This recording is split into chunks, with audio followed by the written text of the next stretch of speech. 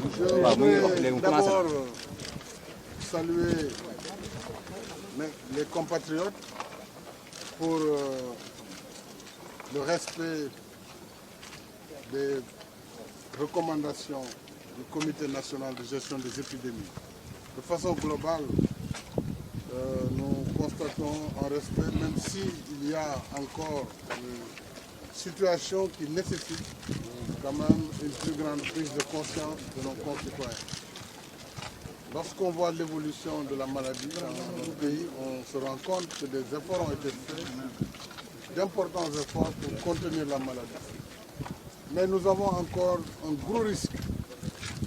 Ce risque, ce sont les cas communautaires. Ce sont des cas qui surgissent et pour lesquels nous n'avons pas de maîtrise. Alors, le danger, c'est justement de cohabiter avec ces cas et qui pourront contaminer à une échelle exponentielle les autres dans les différentes localités. C'est pourquoi je voudrais encore une fois lancer un appel pour que les consignes de pouvoir rester dans les domiciles soient respectées avant de nous amener à prendre des mesures encore plus draconiennes. Parce que si la situation l'exige, ces mesures seront mises en œuvre.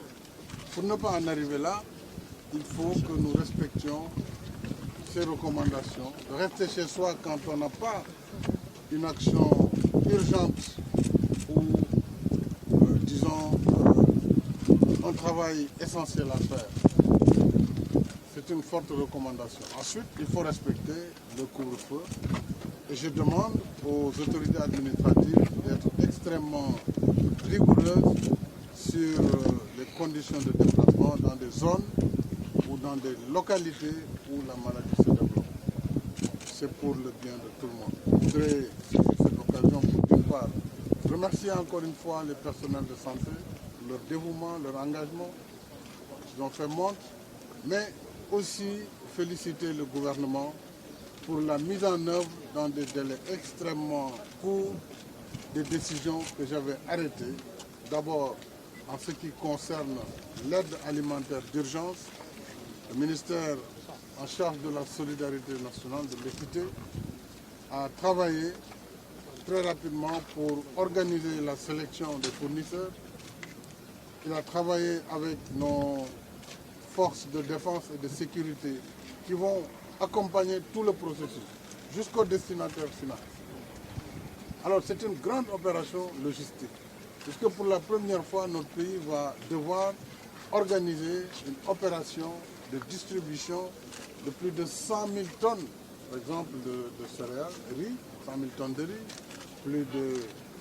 Alors, pour 1 million de ménages, pour le sucre c'est 10 000 tonnes, pour les pâtes alimentaires c'est 10 000 tonnes, pour l'huile c'est idem, quasiment le même volume et plus de 1 million de packs de savon qui vont être distribués jusque dans les villages les plus reculés.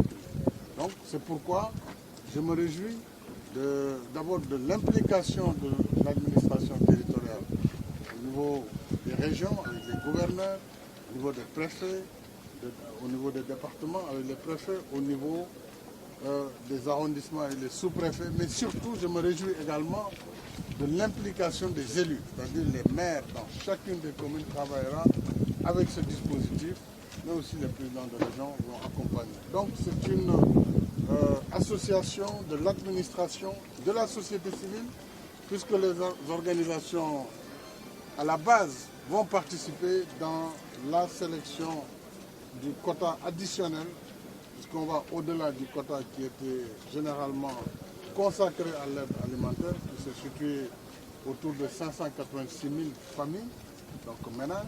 Nous allons aller à 1 million de ménages. Donc c'est une grande opération, et ça c'est un aspect du plan de résilience économique et sociale que j'avais évoqué.